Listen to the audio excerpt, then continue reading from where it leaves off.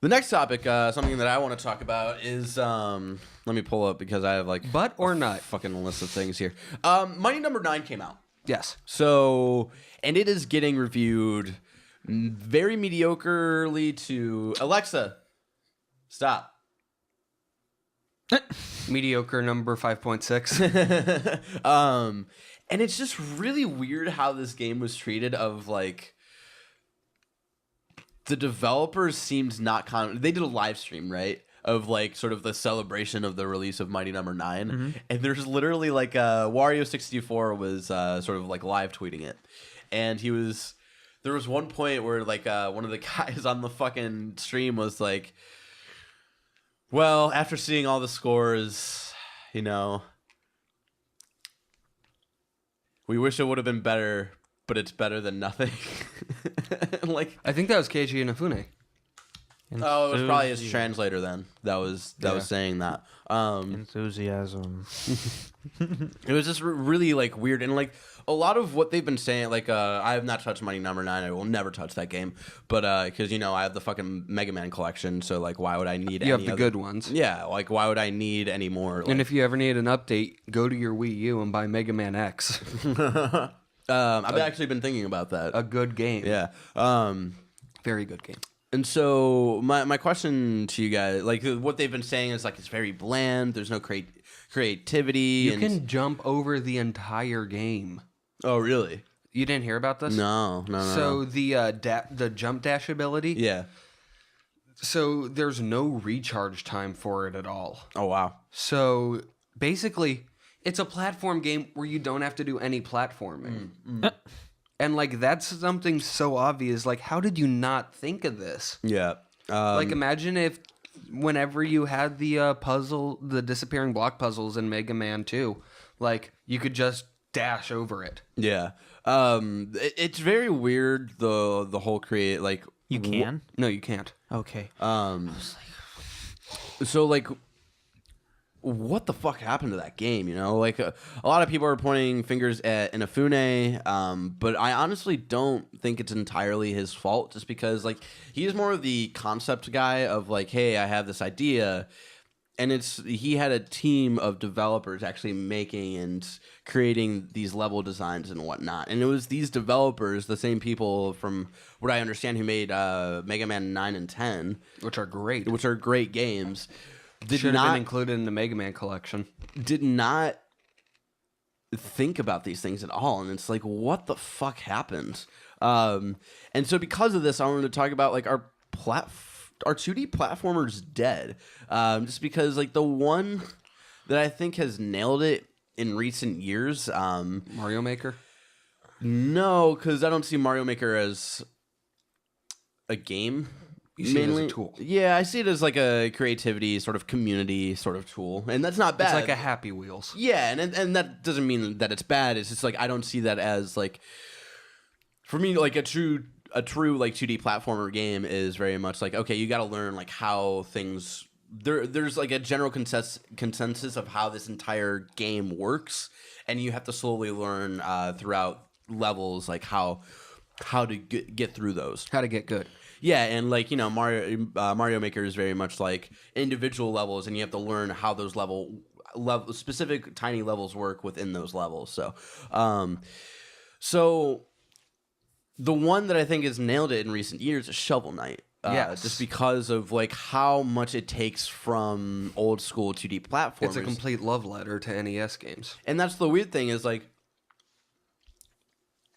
the reason it's so good is because it's a love letter to like NES games. So is there no room for like creativity in a modern sort of 2D platformer anymore? Like what do you guys think about it? Well, nowadays, how I see it, most developers are doing like 3D platforming. Yeah. Like that's the big thing. And that's having a big comeback. Yeah, that's having like a slow comeback. That was huge, like PS1, N64 sort of PS2. age. PS2 even. But then it like PS2, it slowly transitioned to like platformers, but you have a gun now, like Yeah. Ratchet and Clank, Jack and that, Dexter. and that slowly turned into like hack and slash, and then from that, like shooters became popular. Now the only good platformer is Arkham. But it's cool that we're getting a revival of 3D platformers, though. Like Ratchet and Clank was fucking amazing. Ukulele is probably going to be great, even though it got delayed. Yeah, I mean, they needed to. I want them to take their time. That was one delay where I was like, I want a great 3D platformer. Just fucking make it great. I'm super excited for Feh. for Iron. I don't know. I feel like besides Shovel Knight, because I can't really think of another 2D platformer that's done well. Yeah. Since then, they may be dying off. But I'm gonna say there may still be hope because of things like Cuphead that's coming out. See, we're a little concerned about Cuphead, and that's like the weird. And I've been thinking about this a lot more ever since we saw like the platforming gameplay. It seems like I'm hoping that's like World 1-1. Like I'm sure it is. Like the level that we saw where he's like walking through like a grass area. But It's like, a grass area. Of course, it's World 1-1. Yeah, and the sort of thing that I've been thinking about is the level design in that first world is very basic. There's no like thinking about like, oh hey, these enemies are up here, I should like maybe go down here, or like try to maneuver in a specific way. It's literally like you're just walking in a straight line. So it's linear. It's very just linear. There's like little platforms every once in a while that you can like jump over to, but it's like that's about it. There's no like thought about the challenge of platforming itself, and it's really about just like running forward and shooting enemies and shit. And so that's why I'm actually really concerned about Cuphead. And that's another reason why I wanted to talk about this is like Mighty Number 9 was not able to hit that mark, and then like this other big 2D platforming game that is gonna come out eventually. We still don't have a fucking date for this game. Even though it doesn't look as great as I thought it would be, I'm thinking that game might be canceled at one point, just because of like how little we've heard about it in the last year, and even like with this past E3, we still heard like almost nothing about it. Like the only thing they came back with us with was there's platforming, it's not just boss fights, and then still no fucking date. Like I'm sick of hearing about this game at this point, and that sucks because I was like really excited. So like that's like another concern of like that could easily be a game when it comes out like where there's no focus on like what makes platformers like challenging and interesting. So I don't know. Well,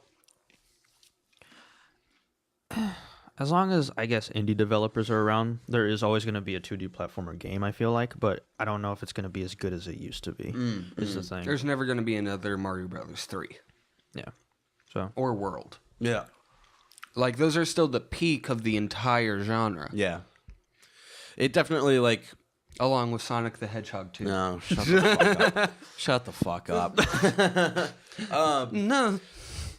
So it was just something like I wanted to think about for a moment, just because like I'm sort of scared for 2D platformers because that's where like video games sort of popped off, was like when 2D platformers started. You know, like video games existed before then, but you know, video games became part of the mainstream when like Super Mario Brothers was a thing, when Sonic was a thing, and When Bubsy was a thing. Pitfall. That's another one. Pitfall. Yeah, Pitfall. Pitfall is like a fucking classic. Holy shit, that game's awesome. Bam. God, I have not like. I want to play that game so bad. I have it on PlayStation 1. Really? Activision Collection. Holy shit! Fuck yes. It's just all these old Atari games. Holy fuck yeah. you just have all the games. He has all the games. He has such a big collection. And you try to stop them at one point. I can't believe. So Henry, like, what do you think of like the 2D platforming space and like where it will go in the next couple of years? I think a big problem is that it's such a genre rooted in like the early days of video gaming that it doesn't have like much room to update without turning into something else. Like That's a good point. Like a lot of the really innovative platformers from back in the day were platformers plus something else. Like Contra was platformer plus run and gun. Earthworm Jim, platform plus run and gun. Like a lot of stuff like that. Shovel Knight's one of the few like pure platformers I've seen. Yeah. Plus, there's always going to be like a Mario 2D platformer. Yeah. That is true, and those are always just good, Yeah. Yeah. Like they're never like, oh shit, this is something new and special, and that's like the weird thing of like 3D platformers like have still so much room to grow in, because like one of the great ones recently was Mario Galaxy, and like that was a recent game and it was fucking amazing. That game's 9 years old. That's like one of the more recent ones that like was really great though, 3D platformers definitely just fucking died down. And that's the weird thing of like 2D platformers have never really gone away. They've always sort of just existed. And 3D platformers were legitly like gone for a couple of years. It was like the weirdest fucking thing. I blame Banjo-Kazooie nuts and bolts. I blame that game for a lot of things. I blame that for the death of my lizard. I blame that for the death of my parents. Banjo. Our next topic is just hunting down Banjo-Kazooie and killing him. Batman in different video game universes. I'll get you, Banjo. Where was I going before we went off the rails? 3D platformers disappeared for a while. They did, and it's sort of weird that like 2D platformers have always sort of had their sort of space. I think the ones that we haven't really talked about of 2D platformers that have done it really well in recent years and sort of needs to come back because we haven't seen one in a couple of years is the recent Rayman games. Yes. Yeah. That's the one. I adore Rayman Legends. That's an amazing game. Hey. There's a cat in the room, and whenever there's a cat in the room, Henry gets immediately distracted. Here, kitty. Meow, meow, meow, meow, meow. Rayman Legends. Rayman Legends is an amazing Legends is game. good. Like, it succeeds in platforming like more than any other recent game I've seen. Like, it's incredible just how good that game works as a platformer. So I really want there to be like a new Rayman game. I was hoping they'd announce it at E3. Yeah, that was like one of the weird things for Ubisoft's conference. They did not like really dive into their like sort of indie stuff like whatsoever, because like that's the weird, like Rayman used to be, it had its like couple years where it was like a pretty big name and then sort of like Disappeared for a bit, turned into Rayman Raving Rabbids. Yeah, and then Raving Rabbids became its own. That's so weird. Like that's almost like Skylanders, where Skylanders at first was about Spyro, and then Spyro just sort of disappeared. And that's the same thing with Rayman, where like Raving Rabbids was about Rayman, and then he just sort of disappeared, and now like Raving Rabbids it's its own thing. That is a TV show, right? I think so, in like France or something. What the fuck? The industry's trying to kill off their old characters. Yeah, like but Rayman hey, did you not hear we're bringing Crash Bandicoot back? Oh. Crash Bandicoot. But yeah, like, I heard. Rayman Origins and Legends are great games. Like, I love both those games. So like, It's a good game. why is it hard for people to sort of try to do that? Like, what is like, what is blocking people from like making? Because for me, even though like 2D platformers, like, all games I imagine are very hard to make, and there's a lot of thought and time. All games are bad. All games are bad, but there's a lot of time and effort that goes into every single one of them. But I imagine 2D platformers are actually sort of like, that's almost got to be like video game making 101 at that point, because it's seriously like the first form of like genre of video games that we ever got. So it's almost like the first thing that you should learn about, right? Well, so here's the thing. I think a lot of them are scared about the money, because Rayman Legends did not do well because it was a mix of delays, other Ubisoft games coming out, and people were upset about like, oh, this is only coming out for Wii U. No, it's coming out for other things. Oh, this is coming out for PS4 and Xbox One too. People are like, just release them. Yeah. And so it didn't sell as well as they hoped. So I think that's a big reason why they're not as common as we'd hope. Oh, and Little Big Planet too. That's another recent 2D platformer. That's like a weird one though, where it's just like It's another tool. it's another tool in a way. It's very much like Mario Maker, but also it's like I feel like people make that much a bigger deal than it actually is. Like I honestly don't think.